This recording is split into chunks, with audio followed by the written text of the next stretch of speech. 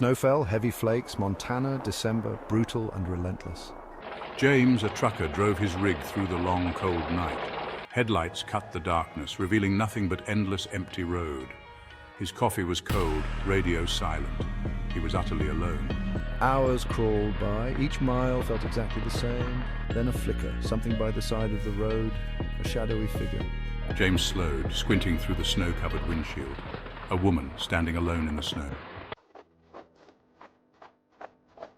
She wore a long coat, old-fashioned, that seemed to belong to another era. The fabric was heavy, and it swayed with each gust of wind, almost as if it had a life of its own. Her back was to him, but her head tilted back, as if searching the sky for answers. Snowflakes clung to her hair, creating a halo of white around her. James hesitated, his breath visible in the cold air. He felt a strange pull towards her, an inexplicable urge to help. It was a desolate stretch, miles from anywhere, surrounded by nothing but the endless white of the snow-covered landscape. The silence was almost deafening. He couldn't leave her there, alone in the storm. He pulled over, the tires crunching on the icy road. The woman turned slowly, her movements almost ethereal in the swirling snow. Her face was pale, almost translucent, like a ghost from a forgotten time. Her eyes held a depth of sorrow that seemed to transcend the present moment. She stared at him, eyes wide, pleading silently for help. There was a vulnerability in her gaze that tugged at his heart. No words were spoken. She just moved towards the truck, her gloved hand reaching for the door handle as if it was her last hope. James unlocked the door. She climbed in, bringing with her a wave of frigid air. He shivered, feeling the cold seep into his bones. The night was eerily quiet. The only sound was the soft click of the door closing behind her. The woman said nothing, just stared ahead, hands folded in her lap. Her expression was unreadable, almost as if she was lost in a world of her own. The silence between them was thick, almost tangible. He tried to make conversation, but his words hung in the silence. "Are you okay?" he asked, but there was no response.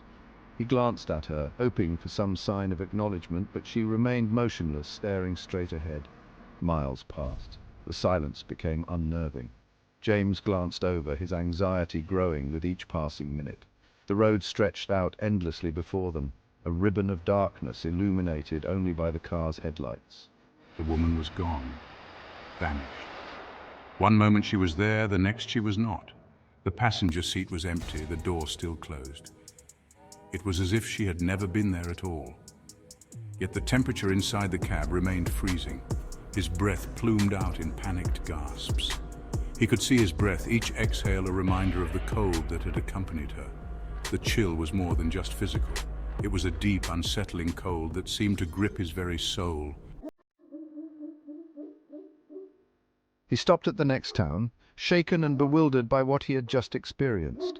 The eerie encounter left him with a sense of unease that he couldn't shake off. At a small, dimly lit diner, he recounted his story to the waitress. She listened, eyes wide with a mix of curiosity and fear hanging on to every word he said. When he finished, she leaned in closer, her face pale and serious. "That's her," she whispered, her voice barely audible. "The vanishing hitchhiker. People around here have seen her for years." Legend said she was killed on that very road years ago, under mysterious circumstances that were never fully explained.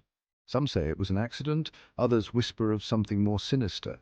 Now, she appears to travelers as a ghostly apparition, a warning of danger ahead. James felt a chill run down his spine. He wasn't crazy. He had seen her, clear as day. And he couldn't shake the feeling that her warning was meant specifically for him. The sense of impending doom lingered, making him question what lay ahead on his journey.